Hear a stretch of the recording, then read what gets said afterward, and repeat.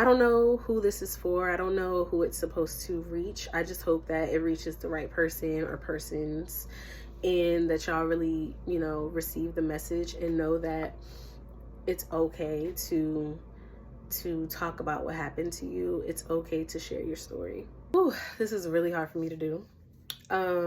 So I recently shared with my mom that I was essayed as a child, and it was one of the most freeing experiences that I've ever had in my entire life.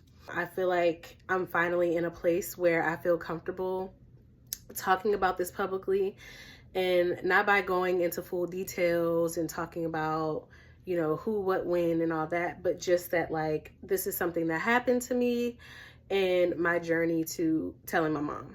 So when this happened to me, I was really young, like elementary school age, and I felt guilty initially. I felt so guilty, like I had did something wrong. And for that reason, I didn't want to say anything to my mom or any other adult, because it's just like, there were just so many conflicting, confusing feelings. And when it happened to me, it was someone who was close to my family. So it was like, there was just so much happening that made me not want to say anything.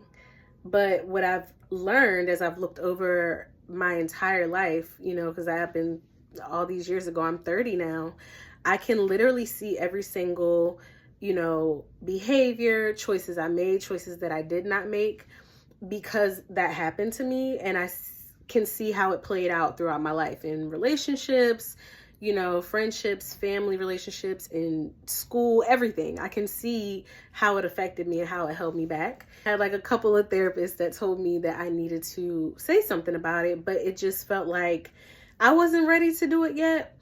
And I didn't really like how they were going about it in a way of like, oh, you just got to say it out loud.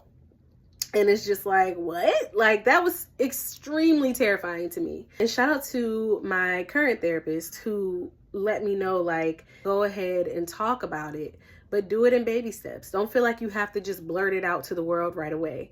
Maybe start by just journaling about it first, which I did, and then build your way up to telling your mom. And there were so many times over the years where I wanted to tell my mom what happened to me, and I just would like clam up and get scared and not say anything. And so I finally gained the courage last year, literally around like Christmas time, to tell my mom. And I was visiting home. I sat down with her and I was like, I have something that I need to tell you. And immediately, like, I burst into tears. And the only reason why I'm not crying right now is because I kind of did like a little run through of this before I started recording, because I didn't want to cry on camera. Like, it's just not my vibe. I already cry enough in life. But yeah, I told my mom, burst into tears. Immediately, my mom came over and embraced me, apologized to me.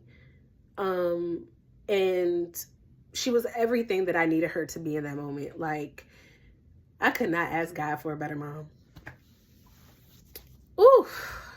And her first initial reaction was, being upset, but also just being like, why didn't you tell me? I didn't tell her for so many reasons. Number one, I didn't know how my mom was going to react.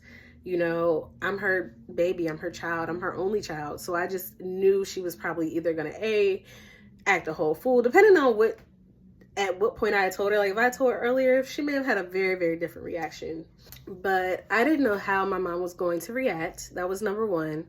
Another reason why I didn't say anything was for fear of being judged. There's so many negative connotations that come with being a person who has experienced childhood SA, especially as a Black person, as a Black girl, Black woman, for fear of like the public perception, not wanting everyone to pity me or be all up in my business and trying to spread it like it's a rumor or like it's tea, because it's not tea. It's a very, very traumatic ass story.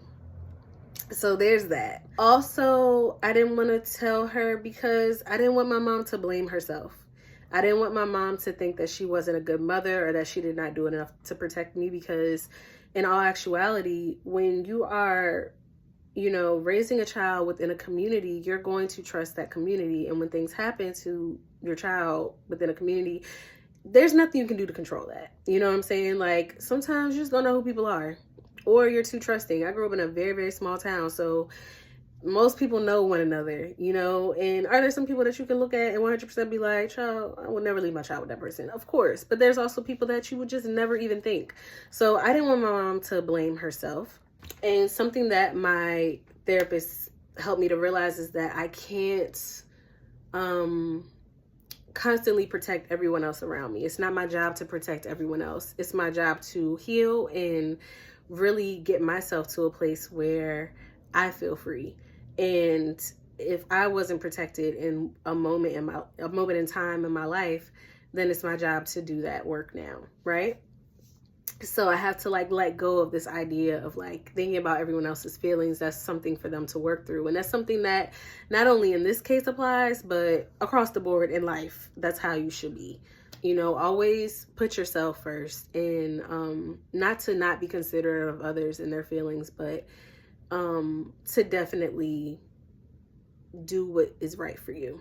And I still went to my mom before I recorded this video, and I was like, hey, just giving you a heads up, I'm about to record this video talking about my journey to telling you about what happened to me. And I could see where my mom was a little bit apprehensive in the beginning, and I understand completely. I also realized that she was still trying to like hold space for me at the same time and not say the wrong thing.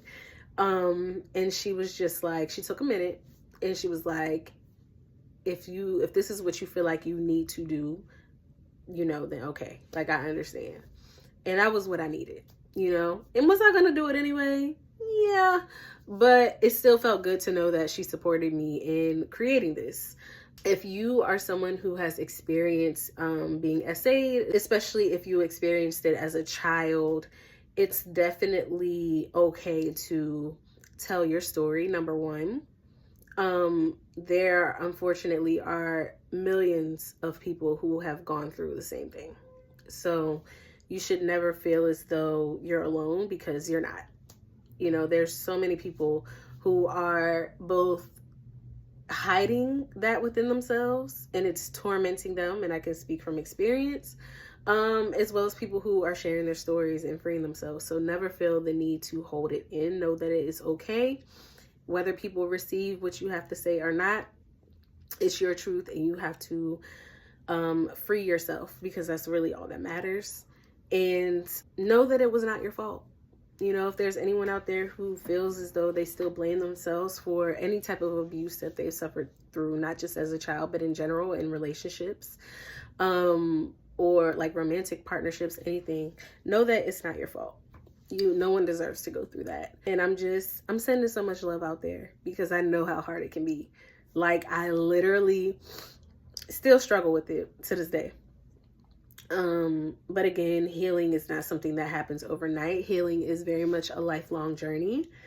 And I think that's why I knew that this was like a necessary next step for me, because I don't want to go through my life holding this in and letting it kind of control every ounce of my being, you know, because I'm just holding in the secret. I don't want it to stop me from being able to talk freely about my healing. I don't want it to stop me from being able to share my truth. Like, if you're not comfortable sharing your truth, you can't tell other people, yeah, you should totally tell your story. Like, fuck does that look like?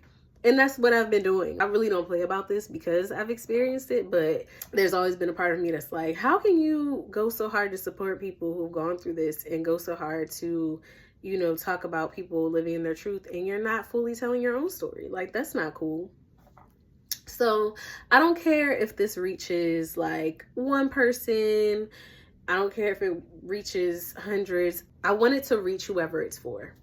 Do not let that person who abused you or people who abused you continue to diminish you, because you're so much stronger than them and what they did to you.